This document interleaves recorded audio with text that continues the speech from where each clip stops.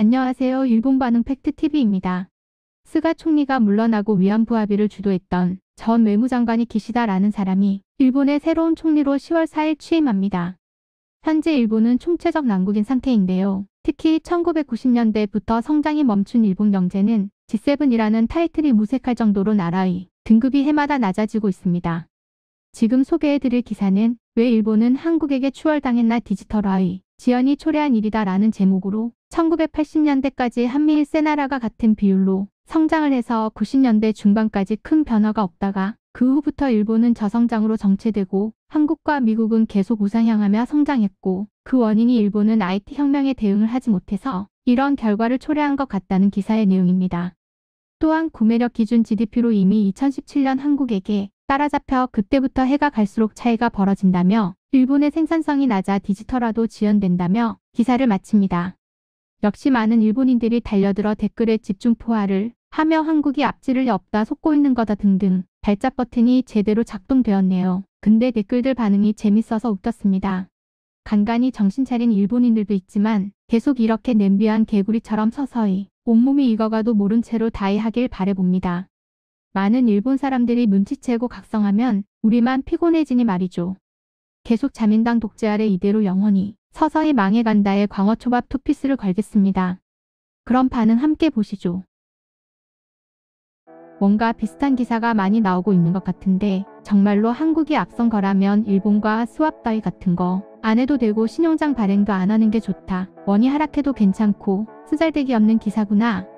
이런 말을 하고 있는 사이에 이렇게 됐다. 30년 전, 20년 전 중국한테도 똑같은 말을 했지. 보수라든지 우익이라는 사람들이 말이야. 한국한테서는 같은 결과가 나올지 어떨지 모르겠지만 하지만 다른 나라가 어떻고 저떻고가 아니라 이런 발상이 일본을 정체시키고 있다고 생각해서 나 자신부터 고쳐나갈 생각은 안 하고 단순하게 게으름이나 피운이 이렇게 추월당해 마땅하다. 본인은 공부하지도 않으면서 다른 동급생은 열심히 공부해 본인을 제치려고 계속 노력하는데 본인은 노력하지도 않으면서 그 동급생 놈이 부정행위 했다고 우기고 사실은 내가 더 위에 있다든가 전에는 잘 나갔었다 등등 그딴 식으로 말해봤자 성적이 올라갈 리가 없잖아. 내가 50점 받고 그걸 다른 사람과 비교해가며 이러쿵저러쿵 말할 게 아니라 내가 50점, 60점, 70점으로 향상시키지 않은 게 지금까지의 일본이다. 이런 종류의 기사 댓글을 보면 잘 알 수 있다. 한국은 일본에 반환할 돈이 이제 없어. 언제적 얘기하는 거냐? 스왑도 깨진 지가 오래다. 새로운 정보를 습득해라.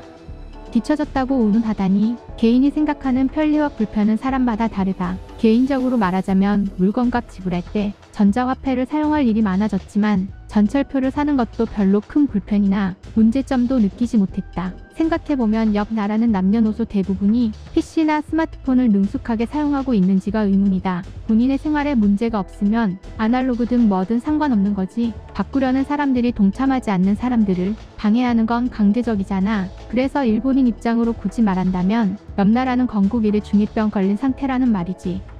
노구치 유키오는 옛날부터 왠지 친한 친중 기사가 많다. 혹시 제일 외국인이 아닌지. 참고로 일본의 경우는 디지털화 하기 전에 서버 정보를 한국과 중국에게서 빼내야 해서 보안 문제부터 해결해야 한다.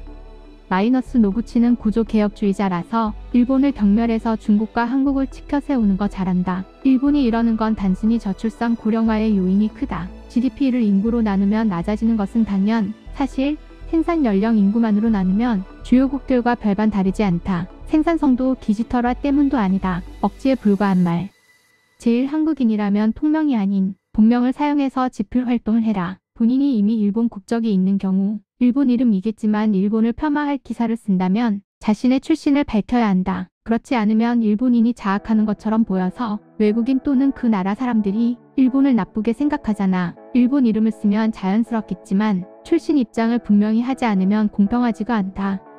이런 까부는 기사를 써짓기니 기레기라고 생각해서 국민들이 떨어져 나가고 SNS 등에서 각자 조사하거나 정보를 찾는 게 더 정확한 정보를 얻을 수 있다. 그러니까 TV, 신문, 주간지 이탈이 가속화되고 매출이 급감하고 있는 상태로 중립적이고 공정한 언론들이 언제부터 중국과 한국이 앞잡이가 돼서 부당한 기사만 쓰게 된 걸까?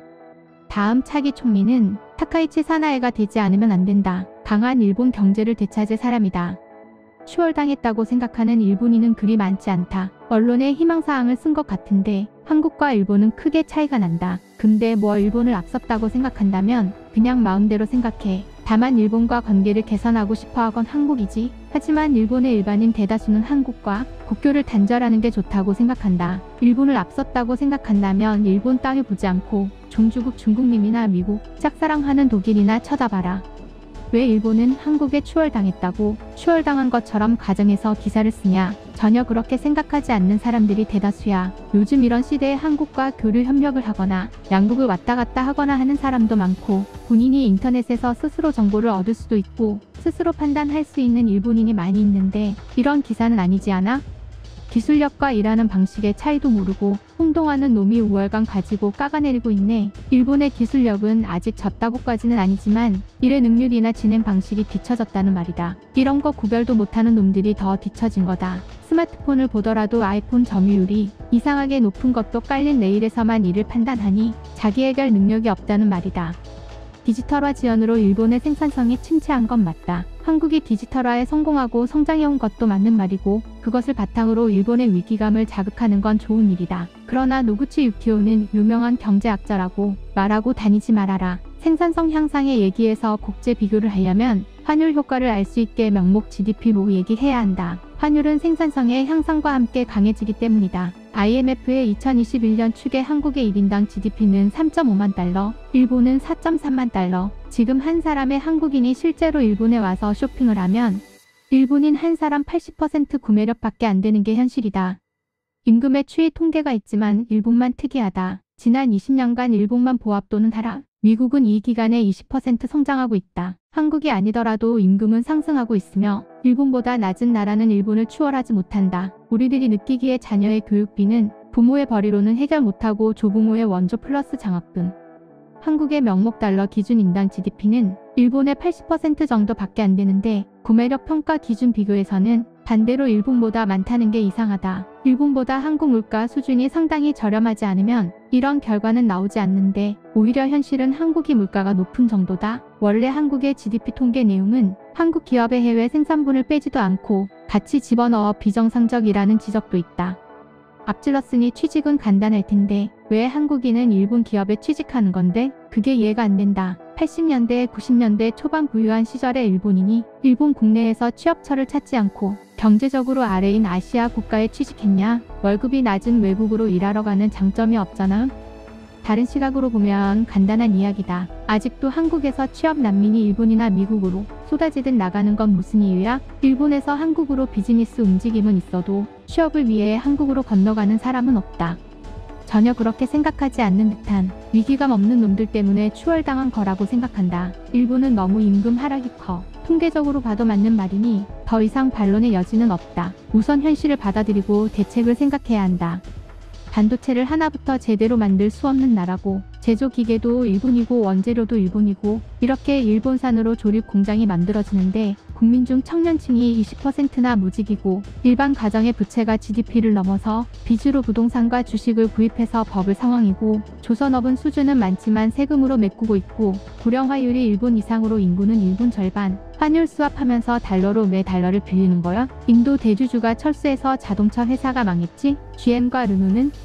뭐 한국도 여러가지 문제가 있겠지만 주요 고속도로 편도 4차선은 부럽다고 생각했다. 공공투자는 일본보다 확실히 하고 있다는 인상. 국방비도 이제 일본 이상이고 올해 몇 번째 PPP 사기 뉴스냐. 인당 GDP 일본 4146달러, 한국 31,496달러. 평균 임금이나 PPP는 경제지수로서 풍요로움을 나타내는 게 아니다. 알고 있으면서도 악용을 하는 건지. IT도 세계 100대 정보통신기술에서 일본은 11개사가 해당되고 한국은 단 1개다. 4차 산업혁명 경쟁력도 일본 5위로 한국은 15위다. 기사 쓴 사람의 멍청한 악의적인 기사에 구역질이 난다.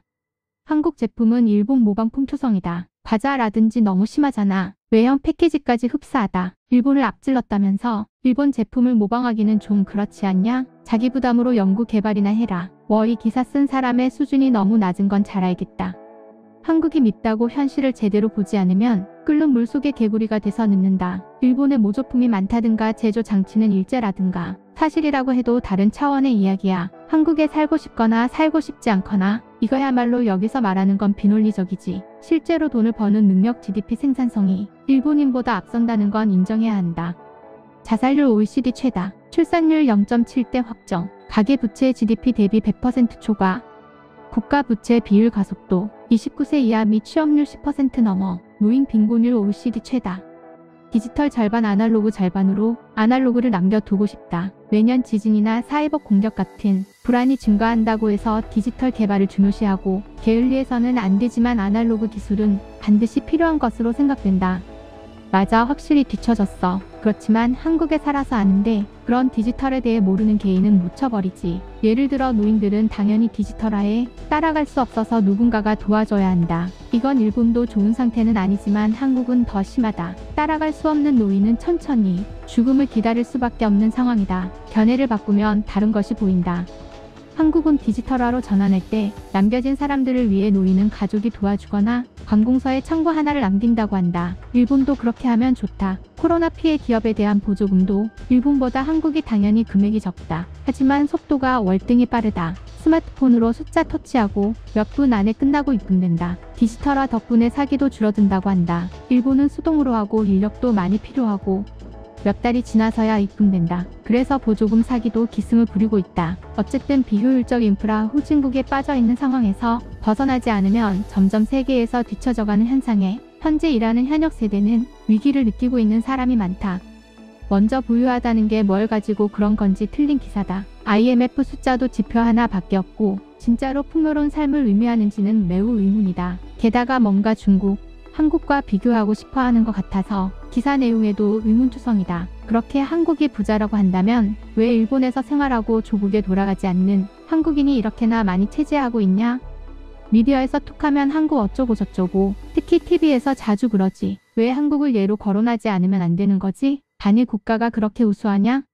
한국은 그렇다 쳐도 디지털화에 상당히 뒤처져 있다. 코로나 재난 상태로 지난 몇 년 동안 진행되고 있지만 아직도 활용하지도 않고 정비도 하지 않았다. 단단히 예산을 쏟아서 국가의 가장 중요한 정책으로 추진했으면 좋겠다. 일본 경제가 침체하는 건 100% 일본 정부의 의도적인 잘못된 정책 때문이다. 임금 인상을 억제해서 가계에서 차지하는 공공지출 비율을 점점 늘리고 있다. 게다가 소비세를 확대하자는 사람이 이상하다. 더 큰 것은 일본의 노동단체가 근로자의 지위 향상이 아니라 지도부가 자기 배만 채워서 그냥 이익 집단에 전락하는 일도 있다고 생각한다. 파업이라는 말 30년 이상 들어본 적도 없다.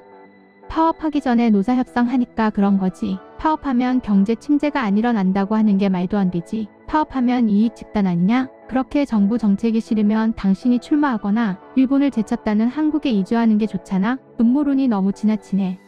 악몽의 자민당 정권. 이게 다야. 고이즈미 정권 때 비정규직의 대량 증가. 이것이 일본 멸망의 계기가 됐다. 사전에 합의되어 경영진이 제시한 조건을 통째로 받아들이는 건 협상이라고는 말하지 않는다. 세계적으로 봐도 낮은 수준이 된 건 이런 일을 30년 넘게 해온 결과다. 음모론 따위가 아니라 통치하는 측이 자기 배만 불린 행동을 하고 있기 때문에 이렇게 됐다고 생각한다. 디플레이션은 이권을 가진 쪽에서 보자면 자기들에게 유리하니까 그 상태로 임금을 고정해서 행동을 하는 거지.